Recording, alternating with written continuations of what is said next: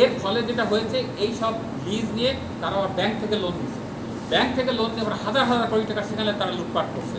কিন্তু এই মিল তারা কিন্তু সংস্কার করেনি কিংবা চালু করেনি, বরঞ্চ সেই টাকা নিয়ে তাদের নিজস্ব জায়গায় তারা মিল স্থাপন করছে।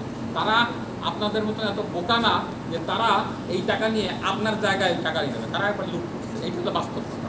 সুতরাং এই লিজ যারা নিয়েছে এরাও মিল আলটিমেটলি চালাবে না, এটা আপনাকে বাতিল করতে হবে অন্তত।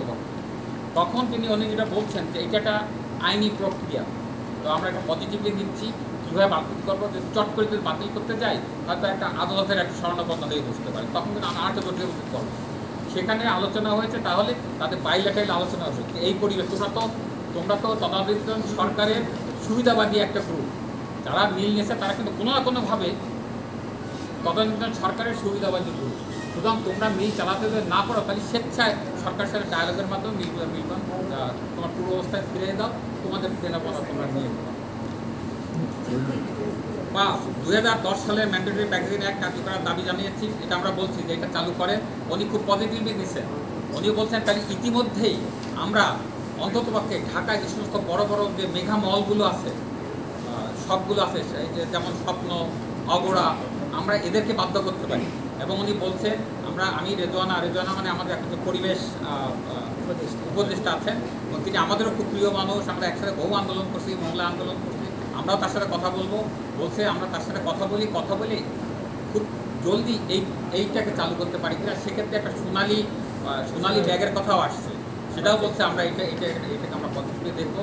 এবং সচিব সাহেবও বলছেন যে এটা ভাবেন। এবং গত রবিবার কিন্তু বিজিএমসির সাথে তাদের একটা মিটিং ছিল, সেই মিটিংয়ের ফলোআপটা আমরা এখন জানি না, আমরা জানবো। 6, কাঁচা পাট সরাসরি রপ্তানি বন্ধ ঘোষণার দাবি আমরা জানিয়েছি। কেন আমরা যদি 26টি পাট কল চালু হয়, আর দেশে যদি পাট যদি বিদেশে রপ্তানি করা হয় কাঁচা পাট, তাহলে কিন্তু 26টি পাট কল কিন্তু চলবে না। কেন একটার সাথে একটা সঙ্গতিপূর্ণ। এই জন্য বলছে যে মিল যেমন চালু করতে হবে, পাট রপ্তানিও বন্ধ করতে হবে। চায়নায় কিন্তু প্রচুর পাট উৎপাদন হয়, তারা কিন্তু পাট রপ্তানি করে না, তারা সেকেন্ডারি প্রোডাক্ট করে। আমরা বাস্তবতা হচ্ছে আমরা আমাদের বাংলাদেশ থেকে যে সমস্ত পাট বিদেশে রপ্তানি করছি কাঁচা পাট, এরা কিন্তু সেই চায়নায় কিন্তু সেই কাঁচা পাট দিয়ে সেকেন্ডারি প্রোডাক্ট করছে। ইদানিং গাড়ির ড্যাশবোর্ড পর্যন্ত পাট দিয়ে হচ্ছে, শাড়ি হচ্ছে, কাপড় হচ্ছে, তারা সেগুলো তৈরি করে 6 গুণ দামে আবার বাংলাদেশে বিক্রি করছে। আমরা ওই জায়গা থেকে আমরা সরে আসতে চাই। 7, ব্যক্তি মালিকানাধীন পাটকল শ্রমিকদের চাকরি স্থায়ীকরণ, শিশু শ্রম নিয়োগ বন্ধ এবং দৈনিক ন্যূনতম মজুরি 500 টাকা নির্ধারণের দাবি জানাচ্ছি। এটা হচ্ছে ব্যক্তি মালিকানার যে সমস্ত, আমরা যখন ওখানে দেখা করতে গেছিলাম তখন কিন্তু ব্যক্তি মালিকানার যে পাটকল তাদের যে চেয়ারম্যানও কিন্তু আমাদের ওখানে ছিল, তা আমাদের সাথে কথা বলছে আমাদের অন্য একটা বৈঠকে। কিন্তু সেখানে আমরা বলছি যে আপনারা জানেন এই যে আমাদের খুলনায় 9টা পাটকল বন্ধ হওয়ার পরে এই শ্রমিকরা কেউ ভ্যান চালাচ্ছে, কেউ রিক্সা চালাচ্ছে, কেউ আকির দুধ মিলে গিয়ে 150 টাকা, 200 টাকা, 280 টাকা, এখন 280 টাকা করছে সম্ভবত, 280 টাকা লেবারে তারা চাকরি করছে। এই যে শ্রম শোষণ, আজকে যদি সরকারি পর্যায়ে রাষ্ট্রায়ত্ত পর্যায়ে যদি মিল চালু থাকে, তাহলে সরকারি নিয়ম অনুযায়ী যে আইন অনুযায়ী তখন কিন্তু চেক অ্যান্ড ব্যালেন্স থাকে, যে এরা যদি দৈনিক 600, 750, 700 টাকা যদি পায়, তাহলে প্রাইভেটাইজেশনে এত কম হবে কেন? এই চেক অ্যান্ড ব্যালেন্সটা এখন নষ্ট হয়ে গেছে। যে কারণে আমরা বলছি যে প্রাইভেটরা এদের তো কিন্তু চাকরির নিয়োগপত্র নাই, এদের নিয়োগপত্র দিতে হবে।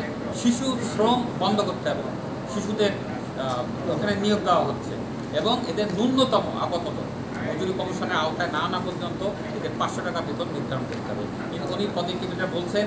এবং প্রসঙ্গক্রমে বলি, আমাদের যে উপদেষ্টা সাহেব বলেছেন আমাদের আহ্বানে যে আমি খুলনায় যাব, খুব সম্প্রতি তিনি খুলনায় আসবেন, এবং খুলনায় আমি দরকার হয়, আমরা বলছি আমাদের দরকার নেই, আমাদের টাকারও দরকার নাই, আপনি খুলনায় আসেন, আপনার আয়োজনে আপনি খুলনার সমস্ত শ্রমিকদের সাথে কথা বলেন, তাদের মতামত শোনেন, আপনি আলাদাভাবে খুলনার যারা মিলগুলো চালু করছে তাদের সাথে কথা শোনেন, শুনে আপনি সিদ্ধান্ত নেন।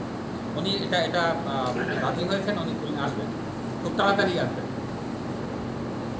আর আন্দোলনরত শ্রমিকদের বিরুদ্ধে মিল কর্তৃপক্ষ যে সকল ফৌজদারি মামলা রয়েছে সেগুলো প্রত্যাহার করা দাবি জানাচ্ছি।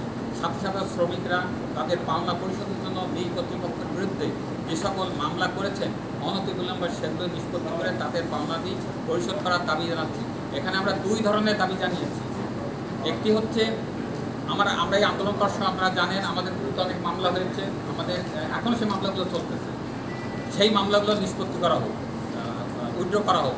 দ্বিতীয়ত হচ্ছে নামের বিভ্রাট কিংবা একটা সময় ধরেন ওই যে ওটা কী বলে টিকিট বিক্রি করে দিচ্ছে দিয়ে অন্যজনে চালাচ্ছে, কিন্তু এত বেশি ধরেন 15 বছর বিদেশে টাকা পাইছে, মিল চালাইছে, এখন সেই নামগুলো ঠিক না থাকার কারণে এনআইডির সাথে মিল না হওয়ার কারণে তারা টাকা পাচ্ছে।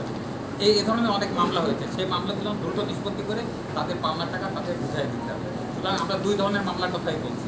এখানেও আমাদের উপদেষ্টা মহোদয় তিনি আমাদের সাথে একমত পোষণ করেছেন এবং এই জায়গাটা এই পাওনার ব্যাপারে তিনি কিন্তু সিরিয়াসলি বলছেন যে অনতিবিলম্বে যে সমস্ত পাওনা বাকি আছে সেই পাওনাগুলো দেওয়া হবে এবং সচিব সাহেবকেও তিনি সেইভাবে নির্দেশনা আমাদের সামনেই দিয়েছেন।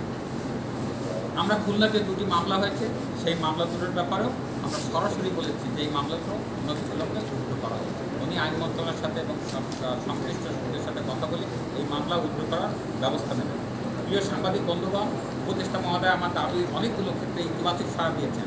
আমরা নাগরিক পরিষদের পক্ষ থেকে খুলনার পাটকল ভিত্তিক শ্রমিকদের সাথে আলোচনার জন্য উপদেষ্টা মহোদয়কে খুলনায় আমন্ত্রণ জানিয়েছি, তিনি আমন্ত্রণ গ্রহণ করেছেন। আশা করব অতীতের মতো আগামী দিনে সকল কর্মসূচিতে আপনারা নাগরিক